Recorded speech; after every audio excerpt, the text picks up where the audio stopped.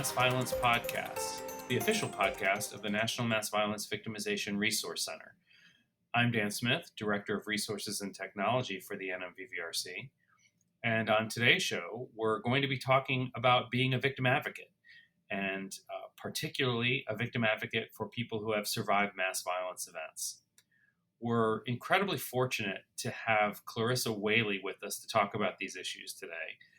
Clarissa is a bit of a legend in victim advocacy within the NMVVRC. Her connections to our faculty and our work go way back and continue to this day. And we'll talk about that a little bit. But she's gone on to be a national leader when it comes to victim services. At the present time, she serves as the Victim Witness Coordinator and Victim Services Manager for the U.S. Attorney's Office for the District of South Carolina. Thanks for being here, Clarissa, and welcome to the podcast. Thank you so much, Dan. I am happy and thrilled to be with you today. Excellent. You really do have quite the resume, and apart from just having a really long job title, you got your training at both the University of South Carolina and the College of Charleston. And one thing that really stuck out to me looking over your your resume and your past qualifications is that during your time at USC, you actually assisted with a project to reorganize the entire structure of the South Carolina correctional system via a criminal justice planning project, which seems amazingly ambitious for like a college project. And then when you were 21, you created a court administrator position for the solicitor's office. And you were the administrator of the first federal grand jury in Charleston. I know from personal experience that you've been a frequent instructor at the National Advocacy Center in Columbia since the early 2000s. And that's certainly not all. You've got basically a 15-year career working in victim services at least. How has your work been acknowledged over the years? I mean, that seems like an amazing amount of accomplishment in a relatively short amount of time. Well, I'm fortunate that it has been, but I will just tell you early on as I started in my undergraduate and then postgraduate work, I was just fortunate to be able to be under the wings of outstanding professionals, professors, and leaders in the areas of criminal justice. So that project with the Department of Correction was actually led by one of my professors, Dean Montgomery, and I was one of the students chosen to be a part of that. So that was very, very cool, very Mm-hmm. humbling at the time. I will say though that as well as the work, I was a governor's intern, and that afforded me the opportunity while at USC to work at the solicitor's office in my hometown here in Charleston under Solicitor Condon, who at the time was the youngest, and I believe still on record as the youngest solicitor who was seated. And he was very goal orientated, and I guess I impressed him with my energy as well. And so when I graduated, I was again given that opportunity to carve out that first court administrator's position for the Ninth Circuit. I will tell you that I am very humbled and, yes, fortunate to have had my work acknowledged throughout my career in incredible ways. But I will tell you that my greatest honor and privilege is working on behalf of the mission of the U.S. Attorney's Office within the Department of Justice and within our state and serving our crime victims throughout our state and our nation each day. Very humbled about that opportunity, and I think that's the foremost honor that I experience every day. But as a victim witness coordinator, victim services manager within the U.S. Attorney's Office, I have been acknowledged through my affiliations with the U.S. Attorney's Office in terms of crime victims, professionalism. I have also been awarded the distinguished honor as a recipient of the Executive Office's Director's Award for Superior Performance in Litigation in the area of victim witness management. And in 2017, I was awarded the Attorney General's Award for Distinguished Service in my role as a part of the trial team for the capital case of U.S. versus Roof. I also serve on the department's and the executive office's mass violence response team. And I have a very treasured leadership role in the Southern States Victims Assistance Training Conference and have been acknowledged through my work there. I'm, like I said, every day I just try to pursue my lifelong mission to serve others through the work that I am so blessed to be able to do. It's truly appreciated, and your skill and dedication is obviously stands out, and people notice it. And I think crime victims are definitely the beneficiaries of that. I'd like to dive right in and learn about the day-to-day activity of victim witness administrator and find out what that's like. So, can I ask you some really basic questions about your day-to-day activities? Sure. Yes, please. How many folks work in your office? Well, our district comprises over 100 employees, probably close to 150 employees. We have the United States Attorney who is at the top um, in terms of guiding and directing the work of our office each day. And then we have, in terms of assistant U.S. attorneys, I believe there's somewhere around 60, 65 attorneys whose role is to perform the mission of the Department of Justice in protecting and enforcing the laws, the federal laws. And then we have support staff, probably somewhere around 90 or so, which includes our contract employees. Now, our victim witness unit each day, we have a victim witness unit that serves thousands of victims each year. And we have a pretty comprehensive caseload in making sure that our victims are afforded their rights under the Crime Victims' Rights Act, typically known as the CVRA. Um, and we assist law enforcement and our law enforcement counterparts in ensuring that during the investigative part of each of our cases or the investigative stage of each case, that adherence to the Victims' Rights and Restitution Act is ensured as well. And so that encompasses making sure that victims are notified of charges and how support can be given to them as crime victims, um, resources that are available through the department, which are numerous, and make sure that we make sure that they are aware of our obligations to ensure that they have a voice throughout the criminal justice process, that they are aware that they can address the court in circumstances that deals with the release of a defendant, that deals with the sentencing of a defendant as well. And also, I think a vital part of that throughout, Dan, is to make sure that they have services that are provided, crime victim services that could be funding resources, as I said earlier, counseling resources, not only during the process, but also at the culmination of the criminal justice process, Mhm. the continuum of care that I talk a lot about when I speak to groups. That is so essential to every crime victim.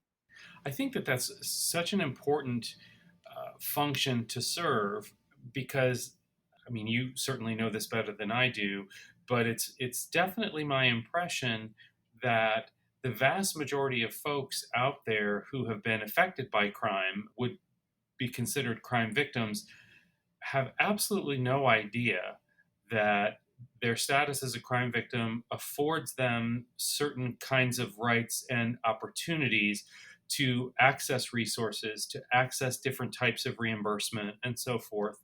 One of my first jobs after I completed my training, well, most of my training, was to serve as a victim advocate in our crime victim service for hospitalized crime victims here at MUSC. And the job basically involved visiting people who were admitted to the hospital as the result of a criminal victimization, usually because they were shot or beat badly or something like that, and visiting their room and talking with them about what their rights were as crime victims.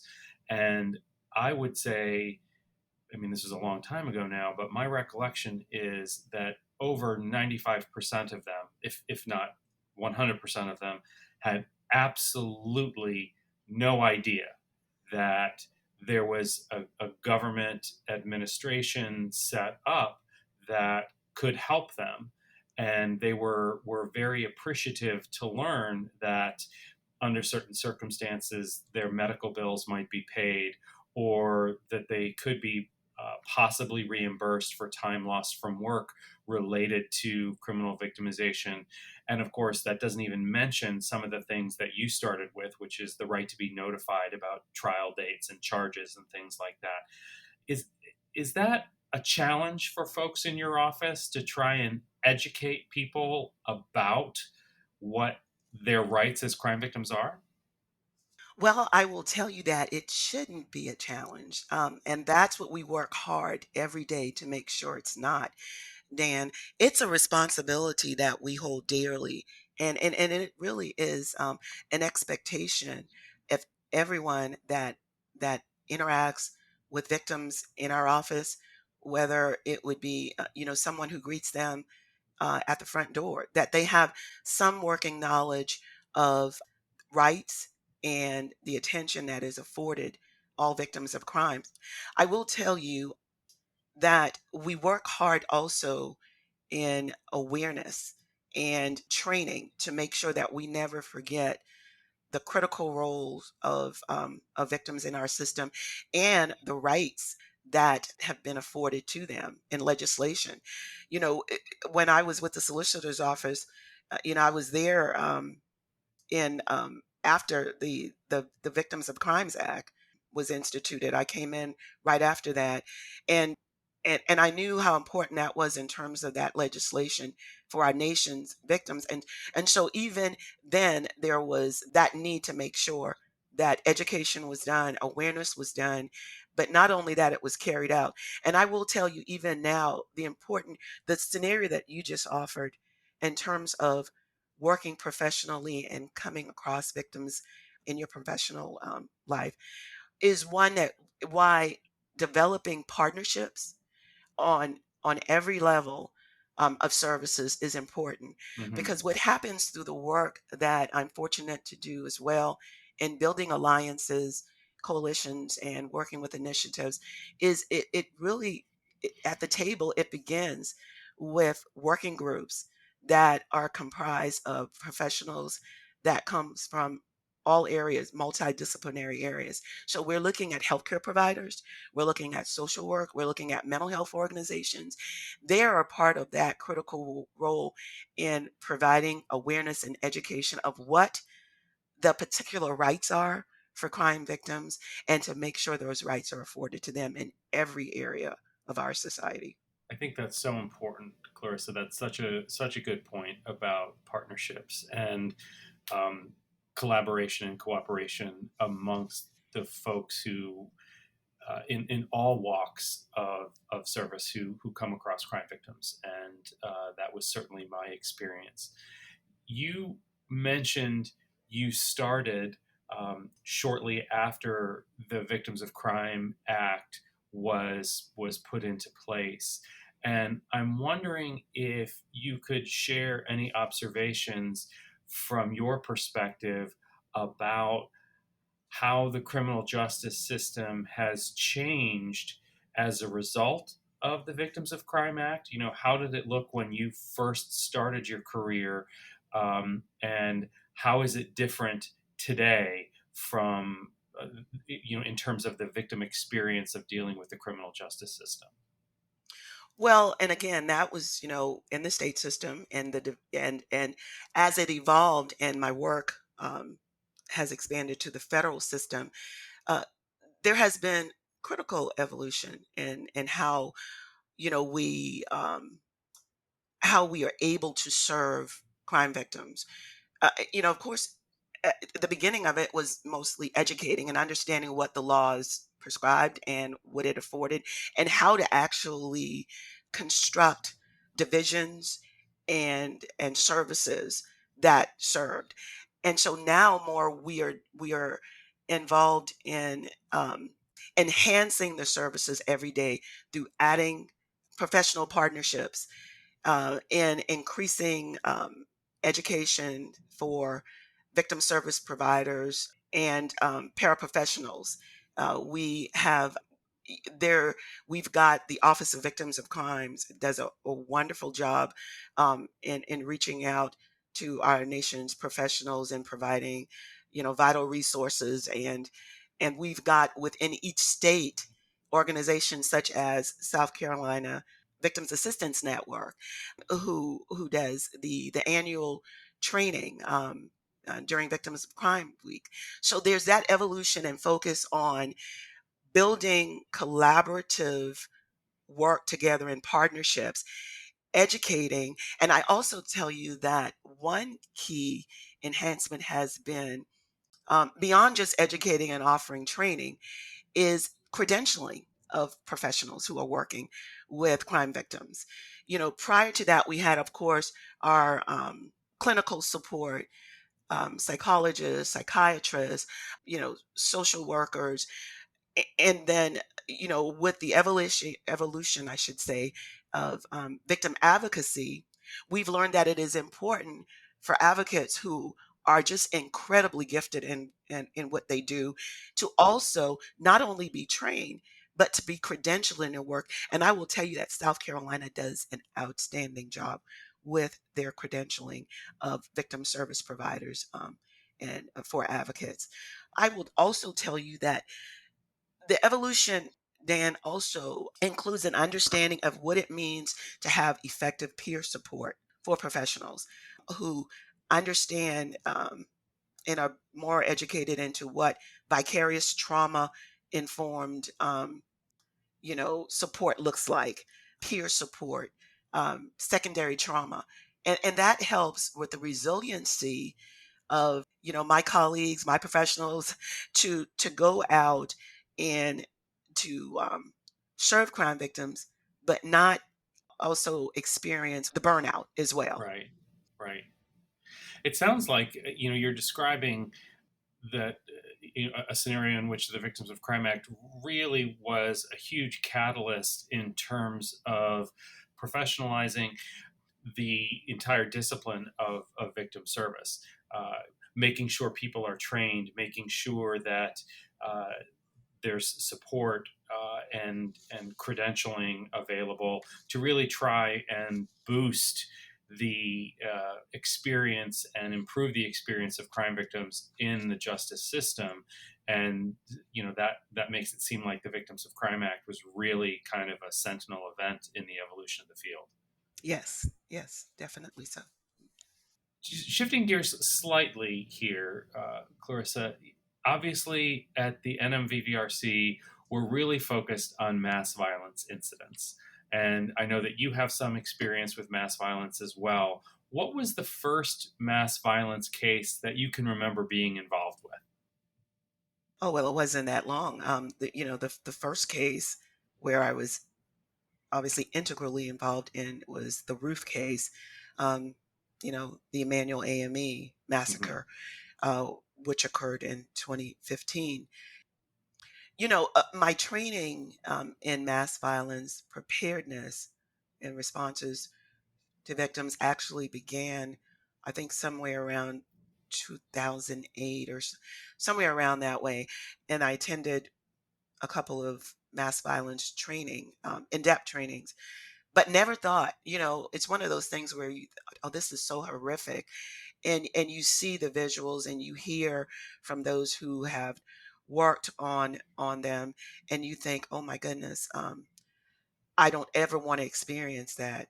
Right. But in 2015, we experienced that right here in South Carolina. So that training actually served as a backdrop but there's no training that could actually, quite honestly, Dan, prepare you to be in the midst of that kind of horrific event. Right. So, I worked with that case and developed was able, under the leadership and the confidence of my U.S. attorney and management, to manage a team to respond to the needs of the roof trial.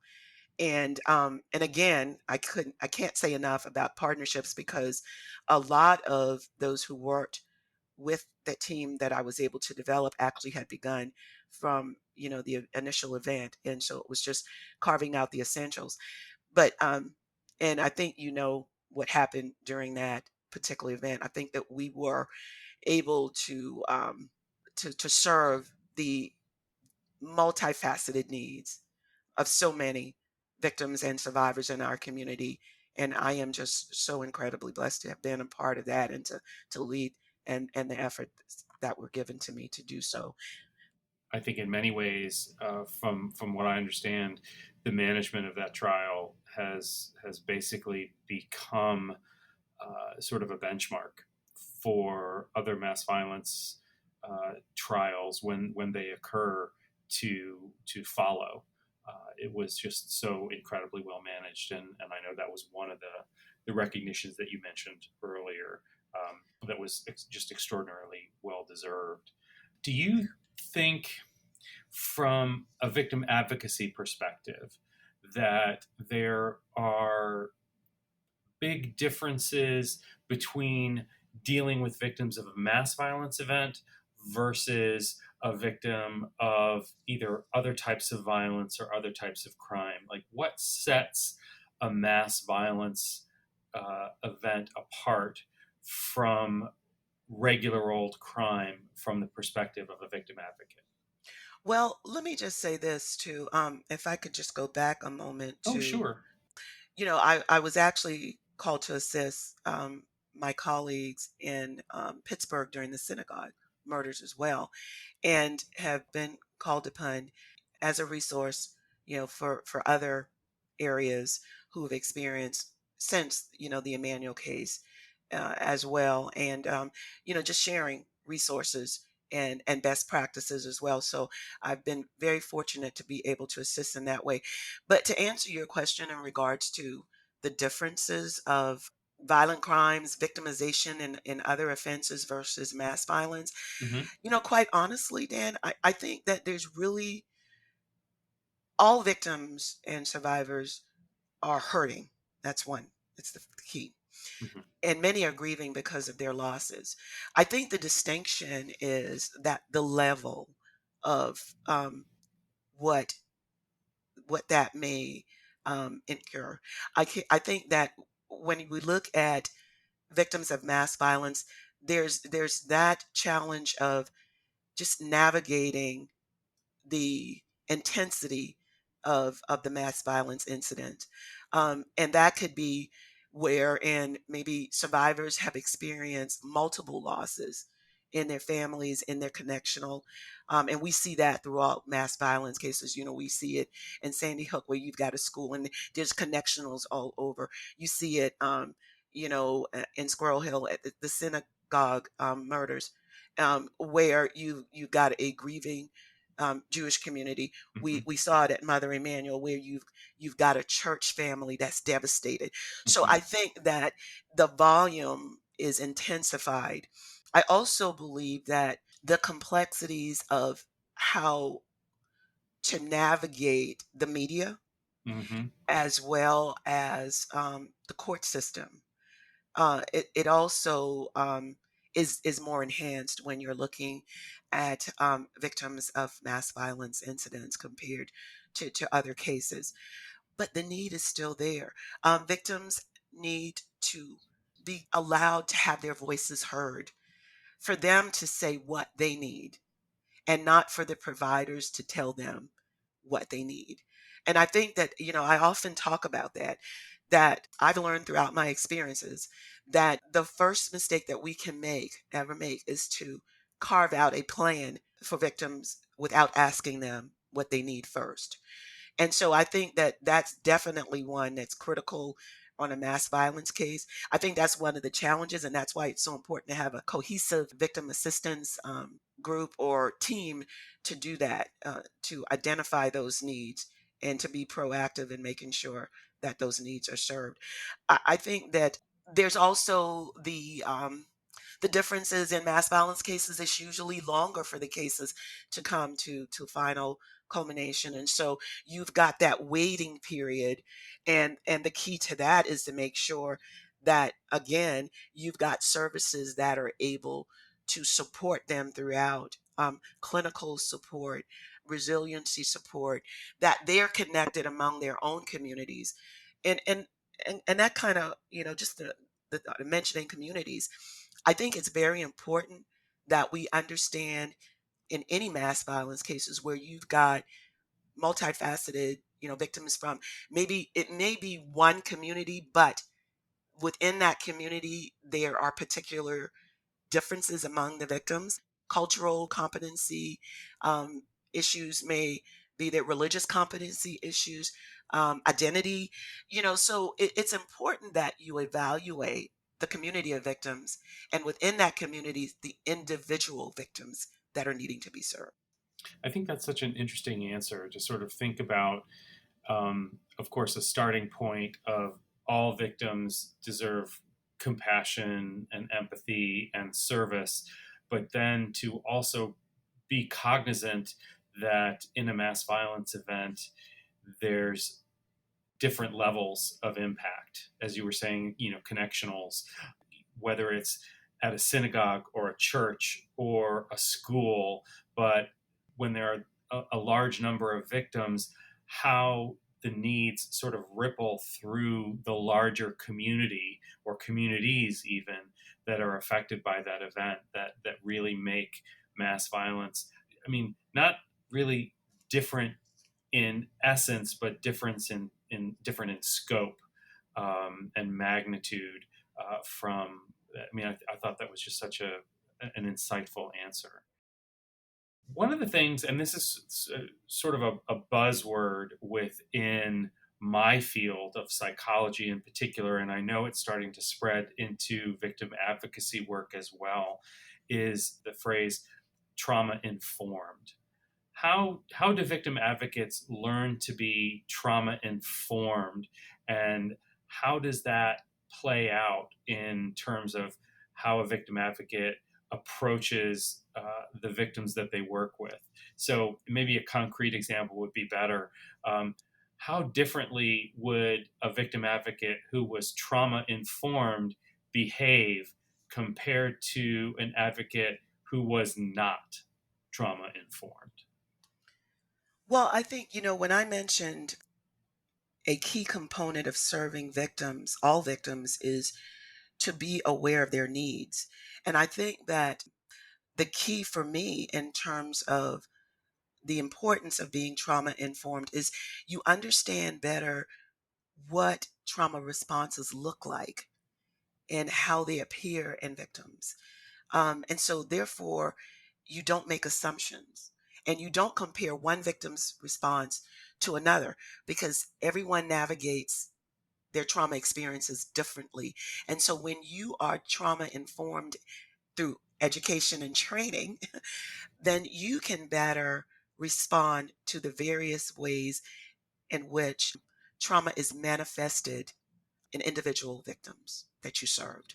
And then you can be more effective in helping them to navigate through their crisis, through their everyday experiences, which quite often involves trauma cues that happen Hmm. um, throughout and triggers. And so I think that is the key, Dan. You are better aware of how what it looks like, what the responses look like, and in return, how you should respond in terms of services. You mentioned that one way that victim advocates and victim service providers can become more trauma informed is by getting some training.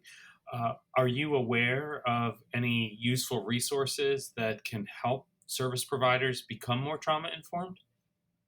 Well, I mentioned the work of OVC in terms of having a network available of training resources. But I am so fortunate, and our nation really is, because of the work of the National Crime Victims Research and Treatment Center. Uh, you know, Early on in my career, I became aware of them and became a partner, and they are an essential partner in terms of when you talk about trauma informed treatment for crime victims. So uh, I have often referred victims to the services there, and also with the National Mass Violence Resource Center. The work that you do, and the tip sheets that are there for victims advocates and other professionals are invaluable. And, they allow virtual training, online training. One thing that I have a great resource of ready references and guides in my office. And that's key to me. And I think that these are resources that are readily available. Each state has, mental health organizations that would help, victim service providers to become better aware of trauma informed. I believe it is just seeking out and being very intentional about the resources. And as I always say, vet everything. Hmm. Good, very good advice. There's an awful lot out there that probably doesn't necessarily pass the sniff test when it comes to being evidence based or validated from a research or practice perspective. But that was, a good advice. And thank you for mentioning the NCVC and the NMVVRC. That's uh, I didn't ask that knowing that you would mention us as resources. The check is in the mail, kind of a thing. But we definitely appreciate being recognized by leaders in the field such as yourself. That's really heartening for me to hear. Dan, Um, may I just add one of additional course. thing about, in terms of, I think when we look at the evolution of training as well and becoming more aware of how important trauma informed resources are in providing for victims, what has happened also because we've got all of these great resources available, you are seeing within the U.S. attorney's offices and we get really good guidance and direction from our executive office of U.S. attorneys within the department. But you see that as a part of the curriculum of training, and so we're reaching out more often than not to these resources that I mentioned, including the ones, like I said, that are here within my district in South Carolina, and that's available throughout our country as well. So I just wanted to say how important that has become in terms of training for victim service providers. Excellent. I think that's also really good to hear. Um, Clarissa, thank you so much for sharing your experiences and your perspective on victim advocacy with us today. I think it was extremely interesting, and you're so knowledgeable about this area. It's always a treat to hear you share your views, and it's much appreciated. We've been talking with Clarissa Whaley, who's the Victim Witness Coordinator and Victim Services Manager for the U.S. Attorney's Office for the District of South Carolina. Clarissa, thank you so much for joining us today. Thank you, Dan. It's been a pleasure. This has been another episode of the MVP, the official podcast of the National Mass Violence Victimization Resource Center. Thanks for listening.